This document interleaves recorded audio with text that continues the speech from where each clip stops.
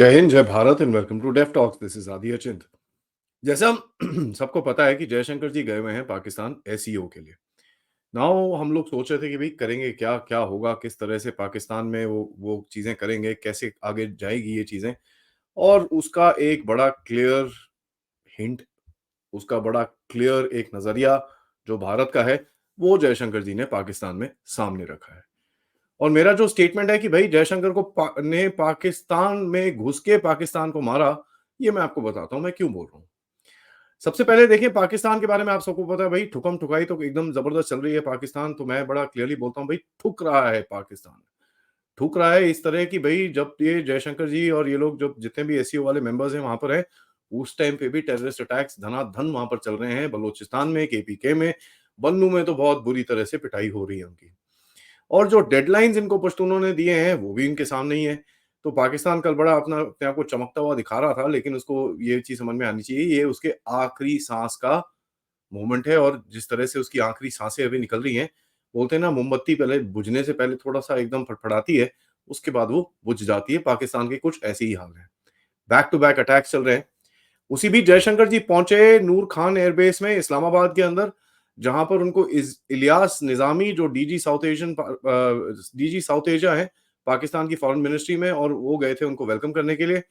Jaishankar ji as usual full on swag के अंदर, smartly dressed, ये वो दिस दैट, एंड मतलब उतरते साथ अपना डार्क ग्लासेस, वो पूरा वायरल हो रखा है।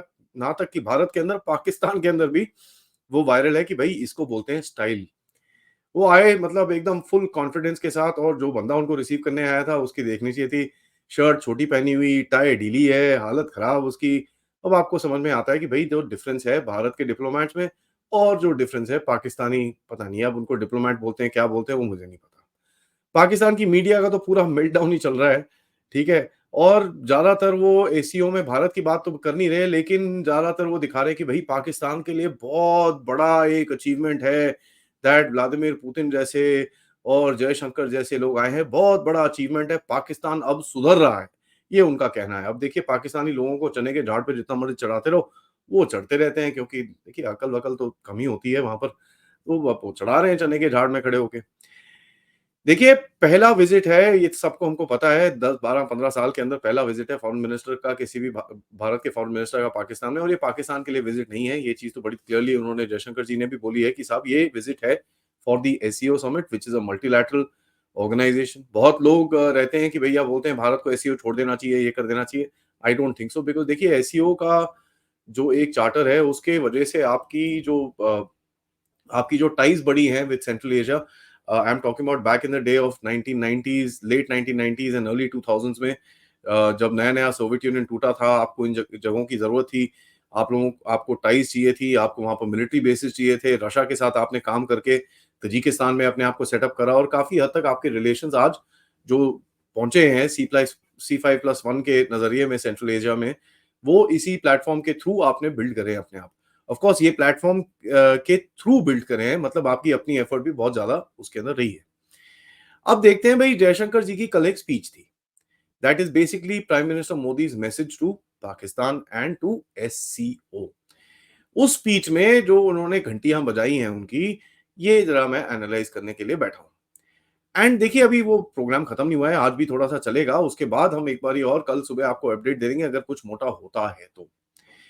जयशंकर जी ने बोला भाई जो टेररिज्म है, मतलब ओपन उससे ही करा भाई, terrorism can not be justified and can not be accepted और इन एनी फॉर्म और पॉसिबल। मतलब आप जो मर्जी जस्टिफिकेशन दे दो, ऑक्यूपेशन दे दो, ये दे दो, वो जो मर्जी बोलना है बोलो, टेररिज्म का कोई जस्टिफिकेशन नहीं है। तो ये चीज पाकिस्तानियों को समझ में आना चाहिए, जो ये कश्मीर और पैलेस्टाइन को जोड़ने की बातें करते हैं, कि भैया ये चीज बिल्कुल भी एक्सेप्टेबल नहीं है। उन्होंने बोला कि भाई दुनिया को एक एक डिसाइसिव तरह से रिस्पॉन्स करना पड़ेगा टेररिज्म को, और जो फाइनेंस करते हैं, जो रिक्रूटमेंट करते हैं, जो उसको प्रमोट करते हैं, उनको भी इनके ऊपर क्रैकडाउन करना पड़ेगा। और उन्होंने बोला कि भाई एससीओ का जो फोरम है must never never ever wave in its commitment. SCO के चार्टर के अंदर one of the biggest things is anti terrorism activities के ऊपर इंफॉर्मेशन शेयरिंग। अब वहां पर सबसे बड़ा कंट्री बैठा हुआ है पाकिस्तान, तो ये चीज आपको समझ में आनी चाहिए कि किस तरफ जा रही है, किस किस कितना उसके अंदर एंटी टेररिज्म चीजें होती हैं। तो बड़ा क्लियरली जयशंकर जी ने बोला कि साहब ये जो हिपोक्रेसी है ये नहीं होनी चाहिए यहाँ पर। उन्होंने बोला कि भई डबल स्टैंडर्ड्स तो बिल्कुल भी नहीं होने चाहिए और जिस तरह से अभी दुनिया ये बदल रही है, जियोपॉलिटिकल टेंशन्स हैं, जियो इकोनॉमिकल टेंशन्स हैं, जियो टेक्निकल एडवांसमेंट जो हो रही है, टेक्नोलॉजिकल एडवांसमेंट जो हो रही है, उसके तहत में हमको एक नए नज़रिए से दुनिया को देखना पड़ेगा।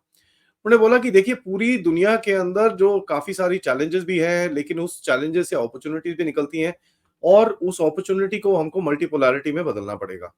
अब देखिए ये पाकिस्तान तो एक तो चाइनीज़ का स्टूज है और दूसरा उसके 2 अब्बा है ना, अमेरिका। अब चाइनीज़ को भी मल्टीपोलैरिटी पसंद नहीं आती, अमेरिका को भी मल्टीपोलैरिटी पसंद नहीं आती। तो उन्होंने बोला कि साहब जयशंकर ने बोला कि भई एससीओ अभी ज़्यादा से ज़्यादा इम्पोर्टेंट होता रहेगा जैसे-जैसे मल्टीपोलैरिटी की दुनिया आगे चलेगी। और उन्होंने ये भी बताया कि एससीओ के फोरम्स के अंदर हमने बड़े डीप इन डेप्थ डिस्कशंस करे हैं इसके अंदर on how to create a tool for stabilisation to kind of ensure एक तो मल्टीपोलैरिटी की तरफ जाए और दूसरी तरफ ये जो क्रॉस बॉर्डर टेररिज्म का जो एक नजरिया कुछ देशों का है उसको किस तरह रोका जाए। फिर से उन्होंने टेररिज्म की बात करी और बोला भाई जो भी मैनिफेस्टेशन हो जो मर्जी हो हम उसको कभी भी सपोर्ट नहीं करेंगे और कोई भी जस्टिफिकेशन नहीं आता है। उन्होंने बोला कि साहब ये जो कंट्रीज हैं कुछ कंट्रीज हैं जो टेररिज्म उनकी मेन पॉलिसी है उन कंट्रीज को कंडेम करना चाहिए और उन कंट्रीज को मतलब ये पता बताना चाहिए कि साहब ये अगर आप करते रहोगे तो आपकी लाइफ ज्यादा नहीं चलेगी। ये बड़ी क्लियर स्टेटमेंट उन्होंने पाकिस्तान में खड़े होके पाकिस्तान के बारे में और तो कोई है नहीं बड़ा क्लियरली बोली है। उसके बाद उन्होंने बात करी देखिए अब तो भारत के बारे में बात करनी शुरू करी। उन्होंने बोला देखिए कोविड के टाइम पे हमने एक एक अपने आप को एस्टैब्लिश करा दुनिया के अंदर, मेक इन इंडिया को एस्टैब्लिश करा और हमने दुनिया में जो ये सप्लाई चेन के इश्यूज हैं उसकी तरफ काम करने के लिए बात करी क्योंकि जो अभी आज का एक जो नजरिया है कि भाई रिलायबल रेजिलियंट सप्लाई चेन आपको चाहिए, अदरवाइज आपकी वाट लगेगी। ये जिस तरह से ग्लोबलाइजेशन ने पूरी तरह से हालत खराब कर रखी है दुनिया की उसकी उससे तो ये गेम चलेगा नहीं। उन्होंने बोला एसईओ और ऐसी मल्टीपोलैरिटी जो ऑर्गेनाइजेशंस हैं उसके अंदर एक बहुत बड़ी आई मीन अपॉर्चुनिटी है जिसके अंदर हम आगे काम कर सकते हैं। एआई पे, साइबर सिक्योरिटी पे और भी सारी चीजों पे भारत ने जो जो चीजें करी हैं और अपना दुनिया को अपने नजरिया दिखाया है कि भाई डिजिटल पब्लिक पब्लिक इंफ्रास्ट्रक्चर किस तरह बनाया जाता है, डिजिटल फाइनेंशियल इंक्लूजन इंक्लूजन किस तरह की जाती है और मेक इन इंडिया की तरफ जो हमने कदम उठाया है जिससे ना जस्ट की भारत को बट पूरी दुनिया को एक बहुत बड़ा एडवांटेज मिल सकता है। उन्होंने बोला कि साहब देखिए जो चैलेंजेस हैं दुनिया के अंदर हम लोग उसके साथ हम लोग खड़े हुए हैं दुनिया के साथ काम करने के लिए। What challenges come our way and we will figure out how to actually take the game forward. उसके बाद देखिए उन्होंने बोला कि साहब ये जो चाबहार में जो प्रोग्रेस हुई है बिटवीन इंडिया एंड ईरान और बड़ा क्लियरली बोला। और देखिए चाबहार के जो पोर्ट की जो बातें हैं वो ऑब्वियसली फिर से पाकिस्तान को पसंद नहीं आती बिकॉज उससे क्या होता है जो पाकिस्तान का एक जोग्राफिकल एडवांटेज है जो बोलते थे भैया हमारी ज्योग्राफी ऐसी है कि भैया हमको इग्नोर नहीं किया जाता क्योंकि हमारे से रूट जाता है सेंट्रल एशिया में, अफगानिस्तान में, ये वो कर कुरा के वो पूरी तरह से भारत ने निगेट कर दिया with the port in Chabahar.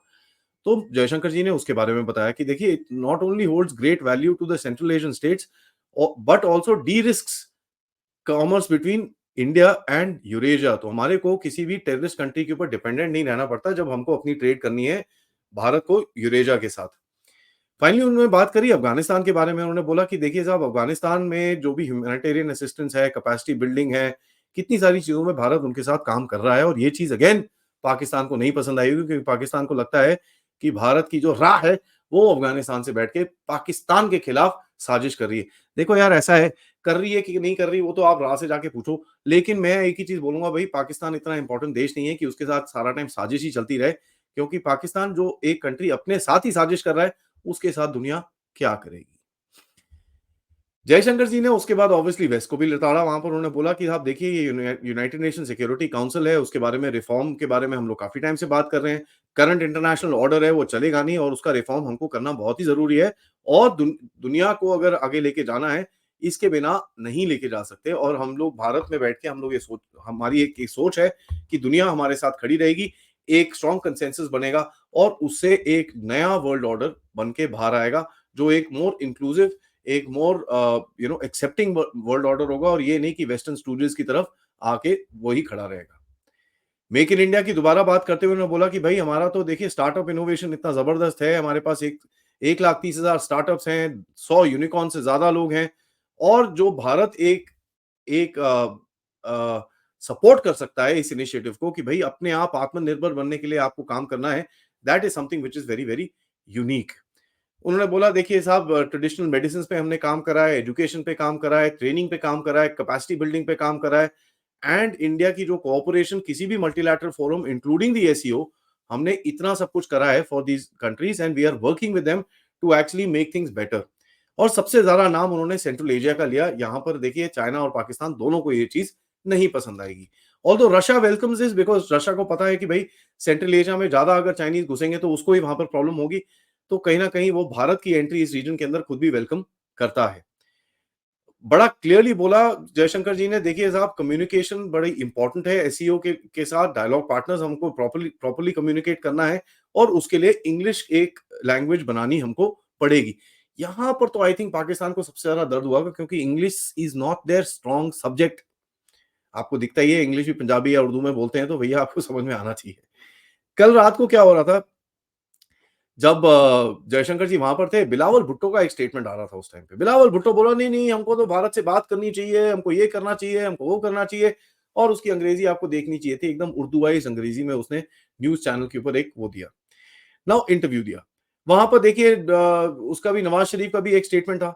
Nawaz Sharif का, जैसे मैंने कल आपको बताया था, नवाज शरीफ का स्टेटमेंट था हम तो चारों तरफ भीख मांगते हैं लेकिन भारत जो है बड़े बड़े प्लेटफॉर्म से काम करता है, G20 जैसी इंपॉर्टेंट कॉन्फ्रेंसेस करता है अपने पास, और हमारे क्या है कि भाई हम तो भीख मांगते हुए फिरते हैं। सबसे बड़ी चीज इसके अंदर है, जिस तरह से भारत के विदेश मंत्री ने, जयशंकर जी ने टेररिज्म के बारे में बात करी है, उससे ना तो चाइना को कुछ रिलीफ मिला होगा, ना कि पाकिस्तान के पास कुछ रिलीफ मिला होगा। पाकिस्तान तो कहीं है टेररिस्ट, तो उसकी तो पूरी तरह से नाक मिट्टी में रगड़ के आए हैं वहां पर। तो इसको मैं बोलता हूं घर में घुस के मारा। अब देखिए, लोग काफ़ी बात कर रहे थे कि भई कोई हैंडशेक होगा, कोई ये होगा, कोई वो होगा, वो सब तो होता है यार, those are diplomatic norms. But उसके अंदर भी आप एक अपनी सुपीरियॉरिटी दिखा सकते हैं, और जिस तरह से जयशंकर जी की बॉडी लैंग्वेज थी when he met Shehbaz Sharif at the evening dinner शिनर जो भी था वहाँ पर, उसके अंदर जिस तरह से उन्होंने हैंडशेक करा उनके साथ, वो ज़रा देखने वाला था, because that tells you a sense of superiority कि साहब आप ज़रा अपनी औकात में रहो। हाँ, ठीक है मैं आपकी कंट्री में आया हूँ but don't think too much about it. हमारा कोई नज़रिया नहीं है आपके साथ कोई बात करने का, आपके साथ कोई कोऑपरेशन करने का, या आपके साथ कोई भी किसी भी एंगल में किसी चीज को डिप्लोमैटिकली आगे लेके जाने का। अब इतनी लात के बाद पाकिस्तान रोया, बहुत जोर से रोया, रात भर रोता रहा। अब पाकिस्तान रोया तो चाइनीज ने बोला बेटा क्या चाहिए बता ना, तू क्यों रो रहा है? तो मेरी तो भारत ने ले ली, अब मैं क्या करूं? तो उन्होंने बोला चलो ठीक है, एक कश्मीर का नाम लेके हम जॉइंट स्टेटमेंट लगा देते हैं। और ये कोई अब नॉर्मल बात नहीं है, बार बार इनकी जब भी इनकी मीटिंग होती है कश्मीर का नाम एक ले लेते हैं। जैसे ही जयशंकर जी का स्टेटमेंट आता है, उसके बाद ये स्टेटमेंट आ जाता है कि भाई चाइना एंड पाकिस्तान कश्मीर के बारे में जो भी रेजोल्यूशन होना चाहिए दोनों कंट्रीज के हिसाब से होना चाहिए, और यूनिलैटरली कोई चीज को चेंज नहीं करना चाहिए। ये एक्चुअली चाइना पाकिस्तान अपने ऊपर लताड़ मार रहे हैं, तो भारत को इन्वॉल्व करने की बजाय इन्होंने अपनी पिछवाड़े पे लात मार ली। अब ये देखिए यूनिलैटरली कौन चीजें चेंज करता है? चाइना। कश्मीर में टेररिज्म कौन कर रहा है? पाकिस्तान। तो यार इसमें जो स्टेटमेंट आपने दिया है, उसके अंदर भारत को तो कुछ होगा नहीं, बिकॉज कश्मीर कश्मीर तो हमारे पास है, आपके पास एक इंच भी नहीं है। कश्मीर हमारे पास है और जो भी हम करेंगे हमारा लैंड है, हम जो मर्जी करें, उसके बाद आपके पास क्या फर्क पड़ता है हमको? लेकिन one of the biggest thing they are also now gonna get worried is Bharat से जो रेटरिक निकल रहा है, और ये रियलिटी नहीं है, रेटरिक है, एक इंफॉर्मेशन वॉरफेयर टाइप है। लगे रहते हैं भैया पीओजे के लेना है, पीओजीबी लेना है, कभी ये लेना है, कभी वो लेना है। पाकिस्तान और चाइना को इससे जरा थोड़ा दर्द होना शुरू हो जाता है, यार ये क्या है, इनके कोई प्लान प्लून। तो तभी देखिए चाइनीज की तरफ से एक स्टेटमेंट आया कि नहीं नहीं ये जो कश्मीर का मुद्दा है इसके ऊपर हम बात करनी चाहिए, ये वो that. It is not unusual, ठीक है, क्योंकि काफी हद तक जब भी चाइना और पाकिस्तान मिलते हैं हमेशा जॉइंट स्टेटमेंट के अंदर कश्मीर का एक मुद्दे को उठाते हैं, और उसके बाद इंडिया से ठुकाई खाते हैं दोनों तरफ के, क्योंकि अभी ये आज या कल में जो जयशंकर जी बोलेंगे उसके अंदर उनको फिर समझ में आ जाएगा कि भैया ये दोबारा, अब देखिए समझ में तो आएगा नहीं क्योंकि मंदबुद्धि लोग हैं, बट उनको ये एक मैसेज मिल जाएगा कि भाई जरा अगर आप ज्यादा बोलोगे तो लात भी उसी तरह से पड़ेगी। तो बड़ा इंटरेस्टिंग सा सिनेरियो है एसईओ का। आज बड़ा पावर पैक डे है गाइस। आज हम बात करेंगे कर्नल आरएसएन सिंह से, जो हमको बताएंगे कि ये जो गहरे राज्य की ये साजिश चल रही है इस टाइम पे भारत को एक प्रेशर में डालने के लिए, उसको वो कैसे देखते हैं, how does he analyse this whole thing. तो उसके बारे में उनसे बात करेंगे। एंड ऑफ कोर्स रात को हम बात करेंगे अभिषेक तिवारी जी से, जो हमको बताएंगे कि भाई इंटरनल पॉलिटिक्स में स्पेशली यूपी में जो एक दो इंसिडेंट्स हुए हैं, ये और कुछ और चीजों के बारे में हम अभिषेक तिवारी जी से रात को जरूर बात करेंगे। तब तक मैंने एक और शो डाला है सुबह एम्बेसडर कंवल सिब्बल से, जो एक फॉरेन सेक्रेटरी रहे हैं, जिनका वेस्ट के ऊपर और डिप्लोमैटिक भारत की जो डिप्लोमैटिक गेम है, उसके ऊपर उनका पूरा-पूरा very clear vision he is got, and उनसे मैंने बात करी कनाडा के रो के बारे में। तो ज़रा वो शो को ज़रूर देखिएगा। तब तक इस शो को लाइक करिए, सब्सक्राइब करिए चैनल को अगर आपने नहीं करा है। Most importantly share this with your friends and families, end of course yes, मैं सबसे रिक्वेस्ट कर सकता हूँ कि साहब आप लोग अगर इस चैनल की तरफ कंट्रीब्यूट कर सकते हैं, क्यूआर कोड या पेपैल दोनों डायरेक्ट कंट्रीब्यूशंस के लिए, या फिर सुपर स्टिकर, सुपर चैट्स या मेंबर्स बन के आप लोग कंट्रीब्यूट कर सकते हैं। जय हिंद, जय भारत।